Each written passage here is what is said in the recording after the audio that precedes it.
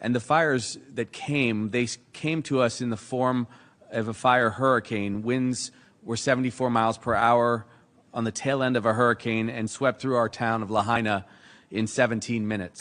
And what I'm going to cover in this video is talking about the conspiracy theory that is associated with world events when they don't make any sense, and trying to discredit those individuals that are presenting what they're seeing with their camera, or they're presenting facts. So everything I'm going to talk about in this video is a fact, and then you can draw your own conclusions, or better yet, you can reach out to your government officials, you can reach out to your legislators, you can file complaints.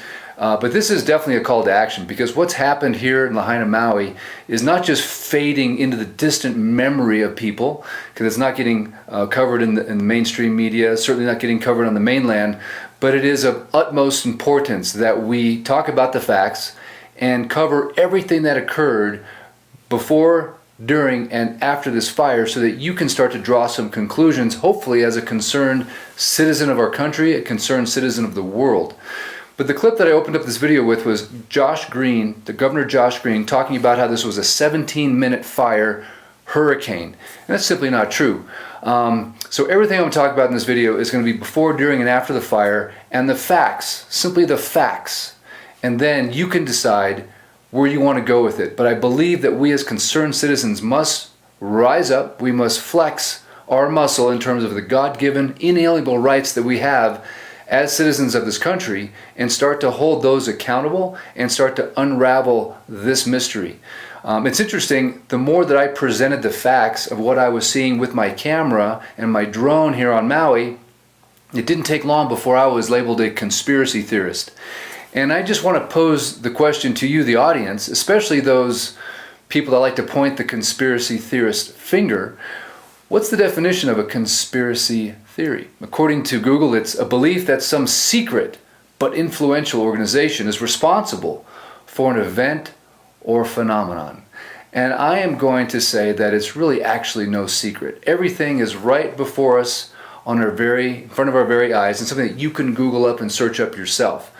So let's go through it and let's talk about the different factual events that occurred that day. Now, I was there, I was present on Maui. I've been living in West Maui since 2011. My home is in Kaanapali, which is north of the fire. The fire got within, I'd say, a mile and a half or two of my home, and we did get evacuated that night. But here are some of the facts concerning this particular event that I would like you to be aware of. But most importantly, I'd like you to please share this video, because what I've noticed is that the facts have not been presented, and it's not getting any coverage in the media. And they, whoever they are in the conspiracy theory, are hoping this thing will just fade off into the distant memory of everybody. And then whatever they are planning to do will be accomplished without any hindrance from we the people. So here's the first fact. The first fact is that the video that you're going to watch at the end of this is Governor Green recently talking at the UN, and he was asked a specific question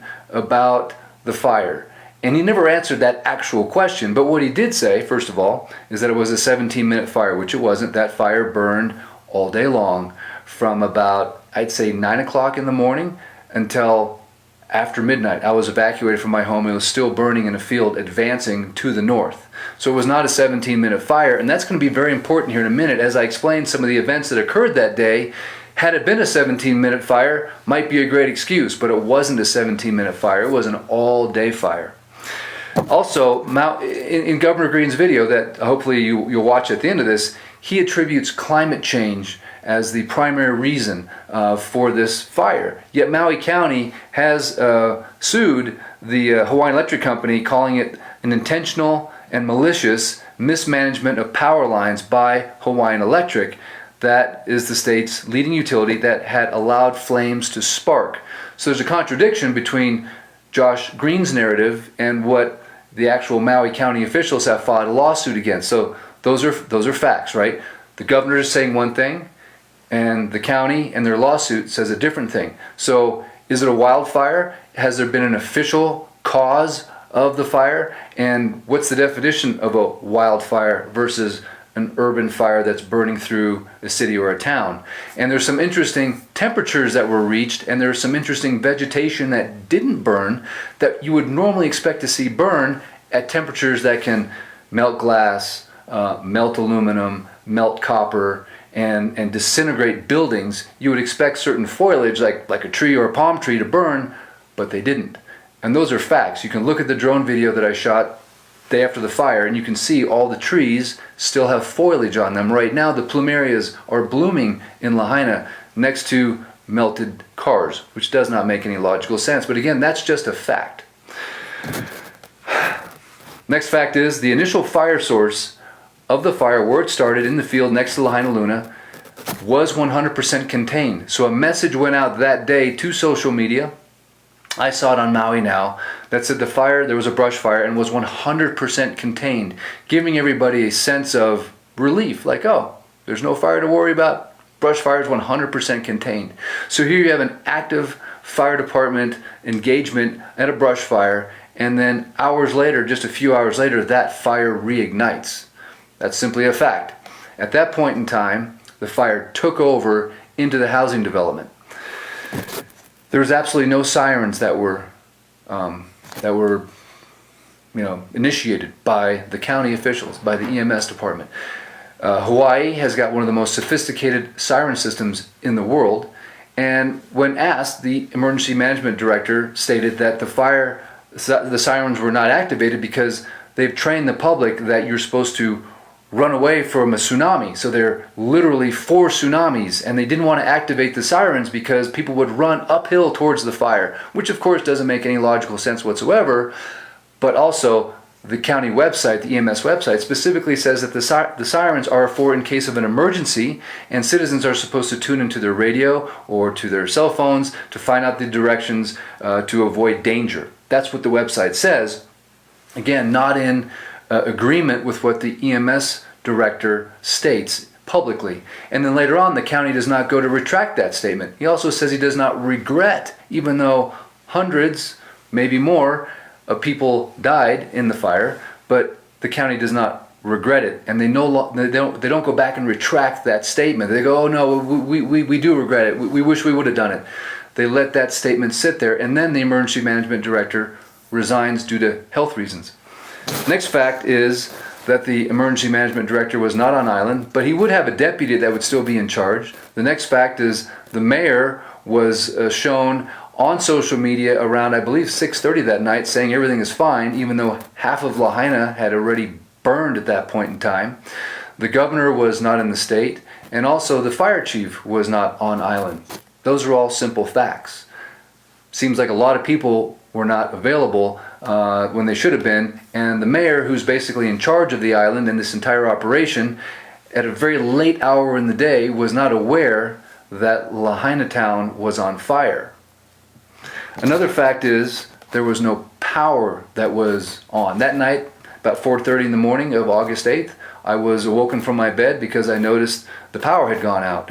And so there was no power. So one of the excuses they have for redirecting traffic in a very constrained way, piling everybody basically into Lahaina town, was because there was down power lines. So the assumption is that you shouldn't drive over them because they're live. Well, the power had been out since 4:30, so you would think when you have a fire burning all day long, there would be time to make the decision to cut or move the poles, but there's no threat of danger because the power had been out since 4:30 and did not come on for weeks after that. That's a fact.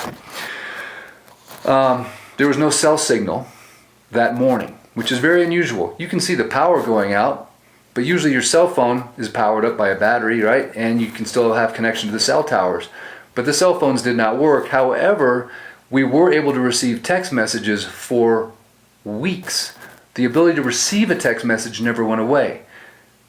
Even after the fire, when there was no cell signal, you couldn't make a phone call, you had no data, but you were always able to receive cell signals. As a matter of fact, there was an Amber Alert that happened the day after the fire, or 2 days after the fire.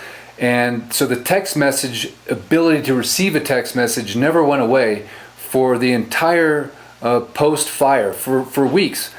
we were always able to receive text messages. So my question is why were there no text warning messages that were sent out during the fire? Because obviously they were capable of doing it, because an Amber Alert went out a couple days after the fire. And then the whole time when they were trying to coordinate emergency services after the fire, they're flying an airplane around with a loudspeaker that you could barely hear.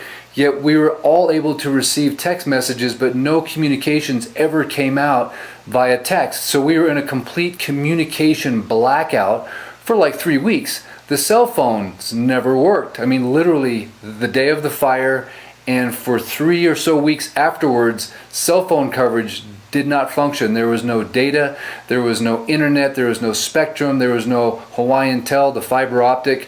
There was absolutely a complete blackout of communication, and we were handing out Starlinks, which was one of the reasons this channel became popular, is because I was one of the few guys that had a small YouTube channel with a Starlink, and I was willing to show what was going on Maui and the mass needs that were accumulating because there was no FEMA, no Red Cross, no county organizations, no state organizations. It was literally just people helping people in the community, churches and different captains of boats, and bringing in supplies. It was a grassroots private community effort, but there was no government officials that were in there directing any of this traffic. Essentially, they were blocking people from coming into Lahaina from the other side of the island. So that's just a fact. Why did this blockade occur? Why? What was the secrecy? What was the point of keeping people and emergency services from coming into the community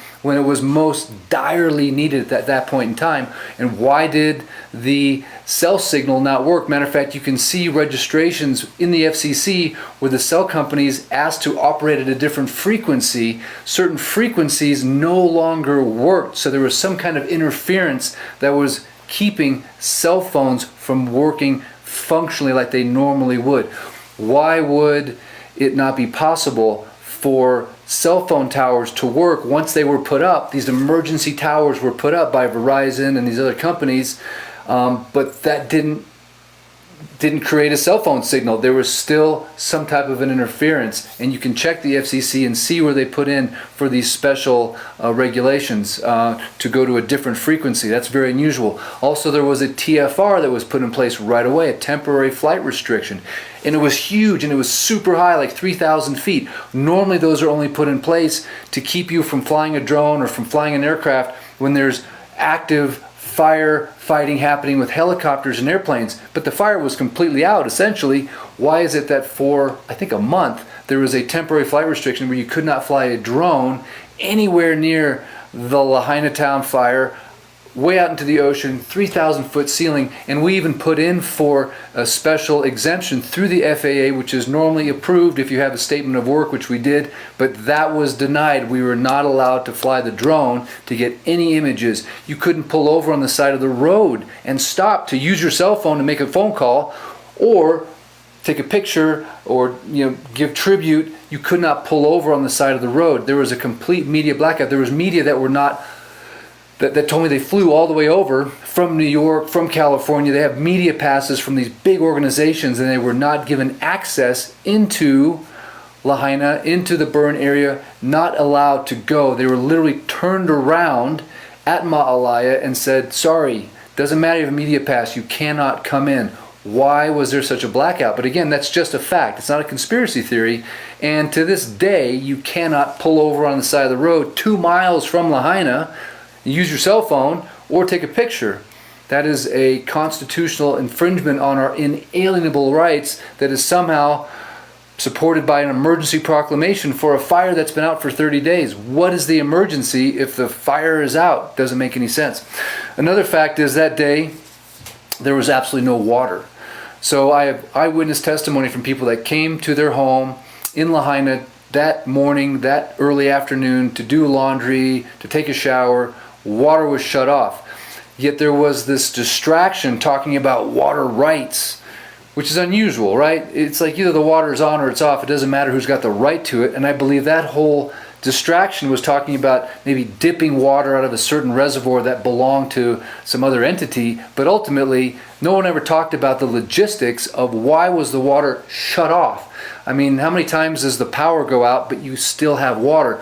There's one time in my 11 years of living on Maui, I started out on Front Street, actually, the first home I lived in, and there was a tsunami warning, and they told everybody, hey, we're going to shut the water off. I guess they would do this ahead of a tsunami warning. So I know there's a mechanism to turn off the water to all of the homes on the west side of Maui, because I lived through that during a tsunami warning. I think it was in 2011 or 2012. But ultimately, there was no water that was available, so the firemen did not have like hoses and they're actively fighting this fire. There was no water. That's just a fact. I was told through another eyewitness that knew a firefighter that said the surface water wasn't working, then they go to the well water, and then the generator that creates pressure for that well water was out of fuel, was out of diesel, which they found was very unusual. Again, I don't know if that's a fact, but that's a story that I was told, but it had nothing to do with water rights. It has to do with the logistics of who turned off the spigot, essentially, that created the inability for the fire department or for residents to have water. The water literally shut off while residents were fighting with their little garden hoses, and now they're, bucketing water out of toilets to help fight the fire. So that's just a fact. The water was shut off. The next fact is that there was no evacuations. There was no door-to-door evacuations. Like I've lived through tsunamis. I lived through the fire during Hurricane Lane, and they had had policemen going around with bullhorns, just circling the neighborhood, evacuate, evacuate, evacuate. There's mandatory evacuations occurring. They're going door to door. They would create a blockade where you couldn't go into a neighborhood. At the time I lived in Laniapoko, and if you left the neighborhood, you couldn't go back in. There was no such evacuations that were done. There was no warnings that were given to people on bullhorns. It was mainly neighbors that were helping each other out. Again, another fact. There was owners were not given access to their properties after the fire, which is, to me, is very unusual. Imagine you've got a safe that's got your cash, your jewelries, your diamond, rings, maybe an urn that's got your loved one in it that you're hoping the metal didn't burn. You want to go back and get some of these items that you believe are fireproof, essentially, but no access was allowed to the properties. They were immediately cordoned off and were not given access, and yet the president of the United States was there, a few weeks later, but he was in that area without any protective personal gear. He was just, a bunch of people were standing around, so they couldn't say it was like the safety of the thing. But I think just this week they're now going to finally allow people to go back to their homes. But the fact is that everybody was blocked off from going back to their home. There was no accurate accounting given for missing persons or for the missing children. You would think a government agency backed by the FBI and every other major state, federal, county organization could easily do accounting or a roll call of students, right? I spoke with a counselor that had been a counselor at one of the schools for 14 years.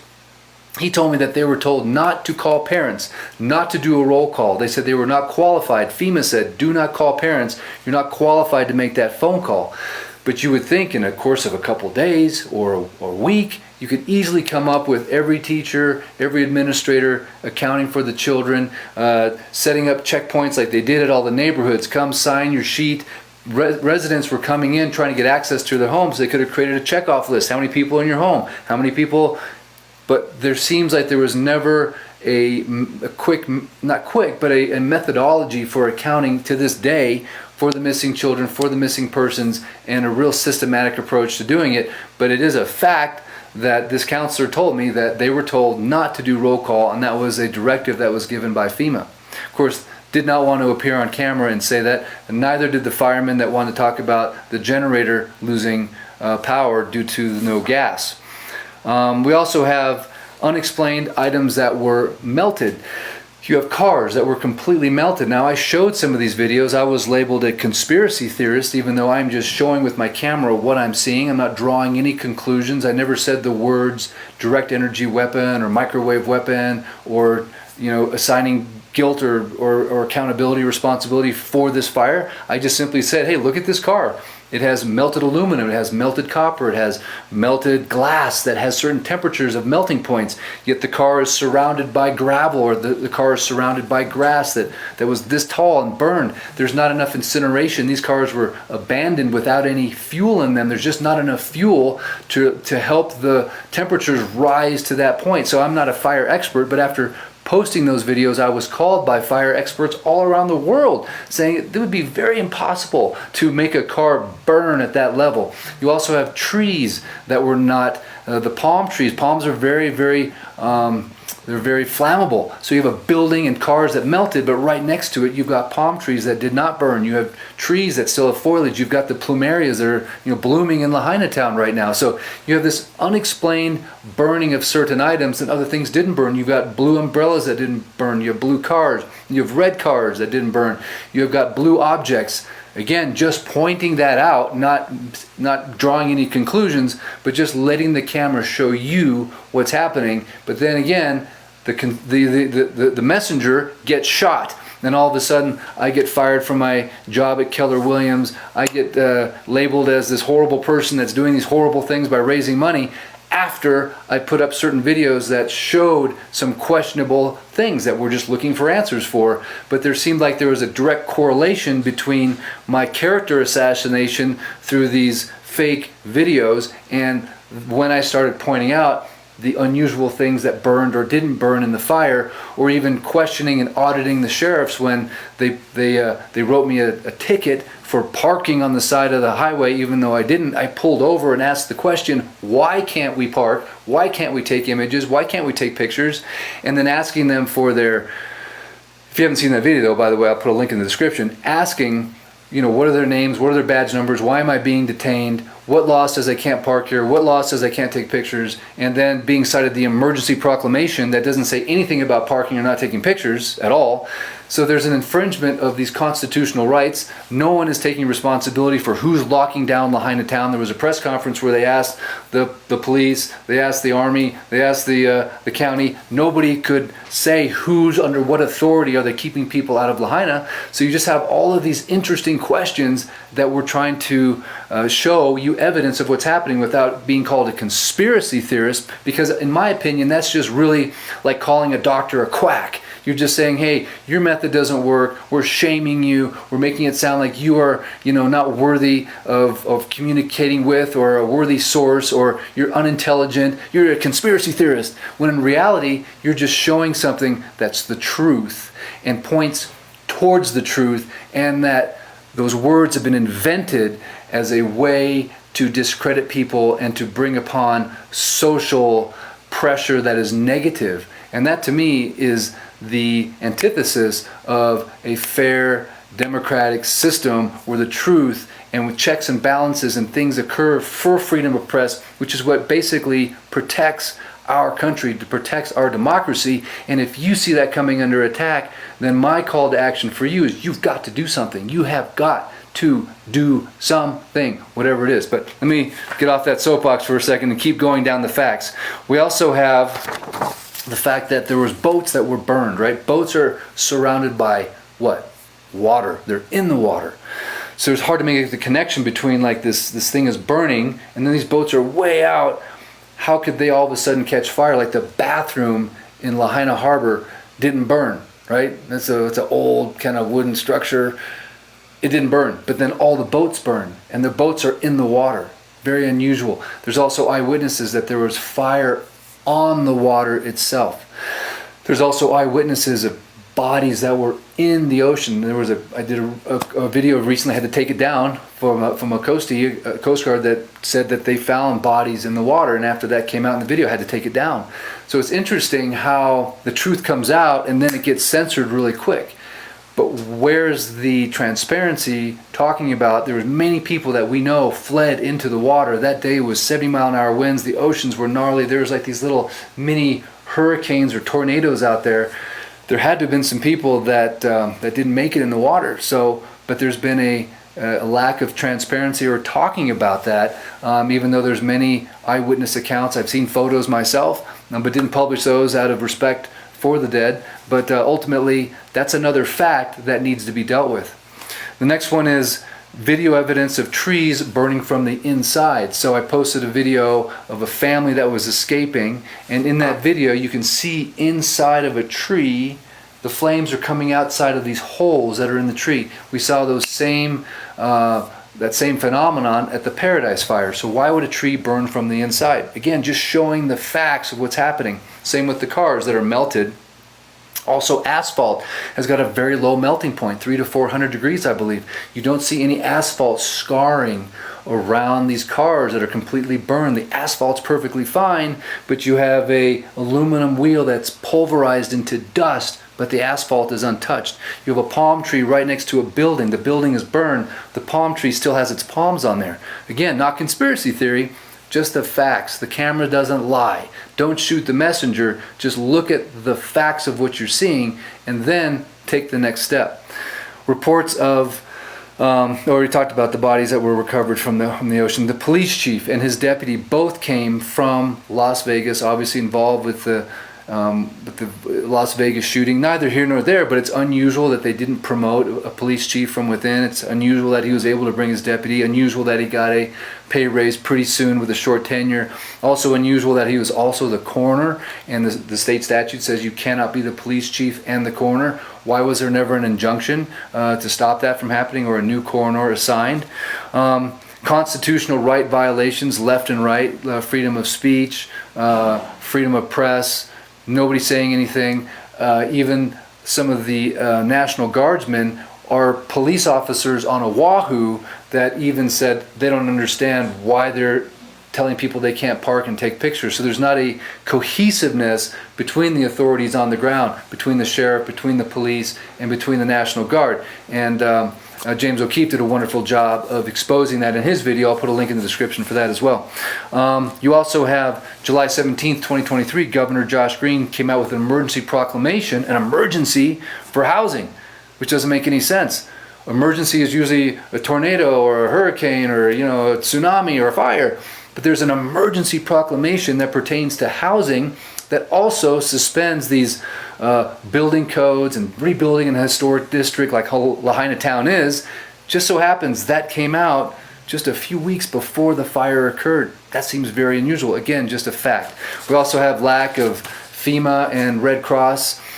They were maybe at War Memorial. They were certainly staying down, I think, in the Grand Wailea and the Four Seasons. Unusual why you would have these FEMA workers staying in the most expensive high-dollar hotel that is an hour from the west side of Maui. So what I'd like to do now that I've presented some of the facts surrounding the Lahaina fire is I'd like to give you some homework, if that's okay. I'm going to play the clip that I've been promising to play of Josh Green recently at the UN, and I want you to just do a couple things for me, if that's okay. Number one, listen very closely to the question or series of questions that's posed to him to answer.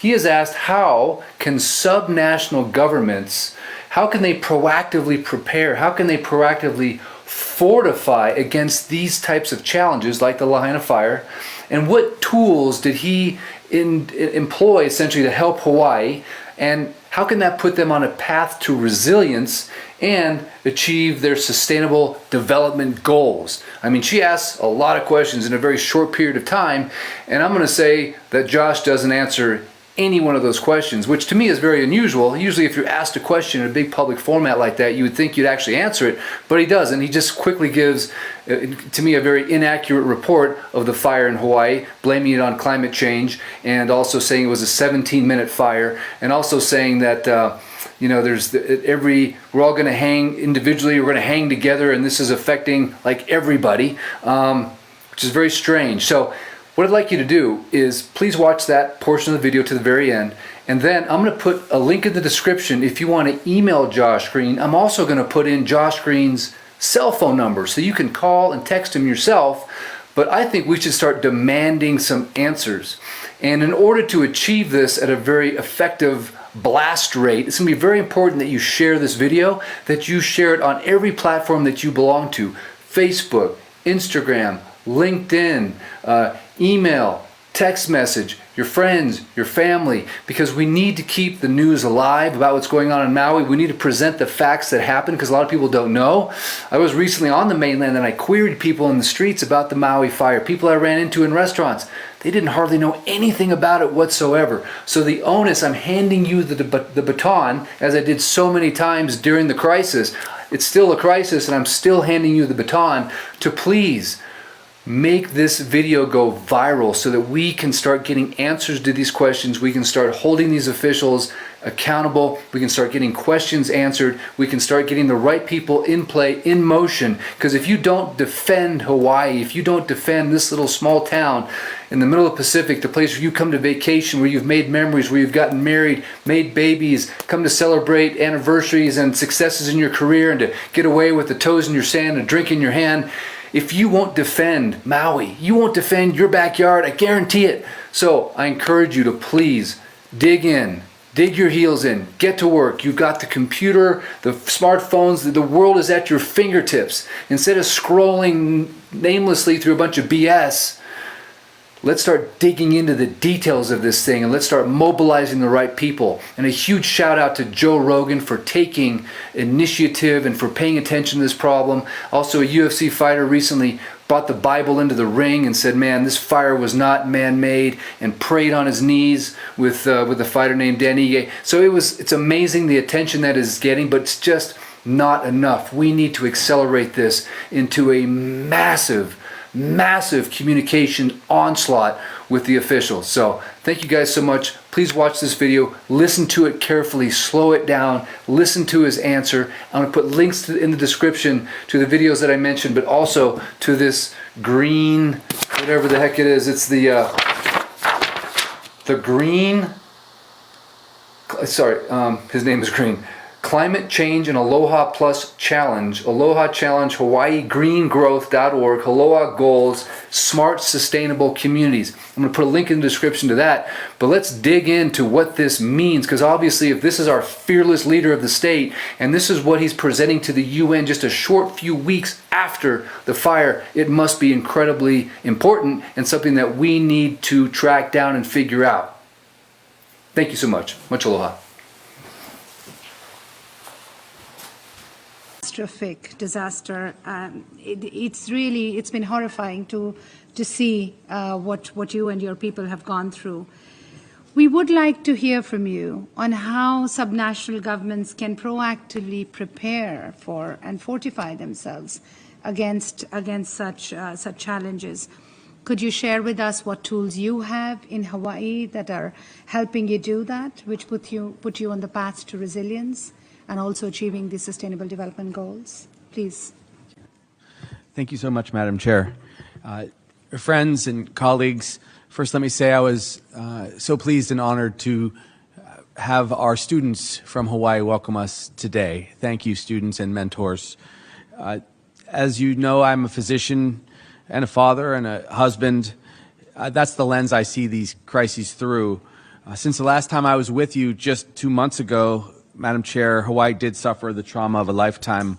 A devastating wildfire claimed the lives of 97, at least, of our loved ones, displaced 12,000 of our people, destroyed centuries of history, development. It devastated the economy of that region, causing $6 billion in damage.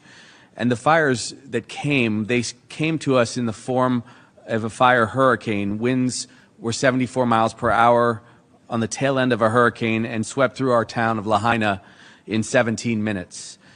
The speed, the heat, it destroyed our local communication systems, our water system, and all of our above-ground power infrastructure. And so I can tell you as an elected leader, I don't want to ever see this happen to us again or to any of you. So I'm here to give you a report from the front lines on the climate crisis and an urgent warning. We no longer anticipate the destructive events of climate change. We are now fully enduring them as a people and a world. Global temperatures have increased. 2023 is the hottest year in human history. Droughts across the world have become frequent and severe and prolonged.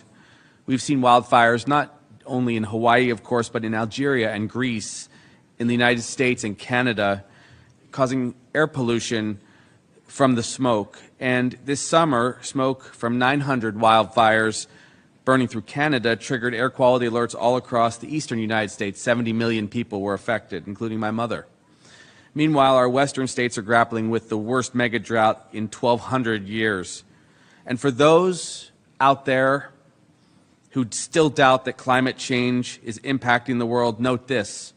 In the first half century, from 1953 to 2003, Hawaii experienced a total of 6 fire disasters. This August, we experienced 6 fire disasters. Ocean temperatures rise, they melt our ice caps. The marine heat waves threaten more than half of our world's marine species, which will stand on the brink of extinction. So let me say this very clearly. There's no town or city or human community on Earth that is safe from this extreme weather that's fueled by climate change, which is why we must deliver on these sustainable development goals, and you are champions to this end. Let me say this. The devastation on Maui has taught us that we have to urgently commit ourselves to a higher standard reflected in our Aloha Plus Challenge and the United States SDGs. So we can take action, we can move power lines underground, we can build fire mitigation to protect our energy grids, but we have to back down on climate change. We have to use technology and human solutions as were described before me. And just let me say this. Ben Franklin said, we must all hang together or we will hang separately. That is true of climate change. We're in this battle together. We fight for the future of humanity. We struggle to preserve our life here as we know it. And I can say this, I will do my part to bring American local governments along on this journey because of your leadership. We have faith because you have faith. Aloha and mahalo.